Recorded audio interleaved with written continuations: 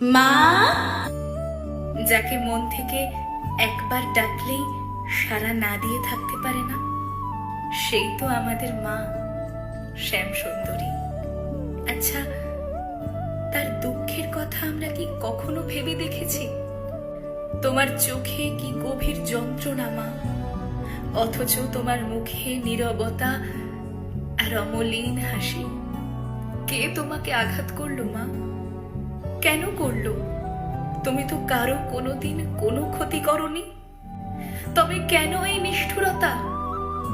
আমি তো ছোট, তাই বোঝার ক্ষমতা কম, তবে এটুকু বুঝি এই পৃথিবী বড় নিষ্ঠুর।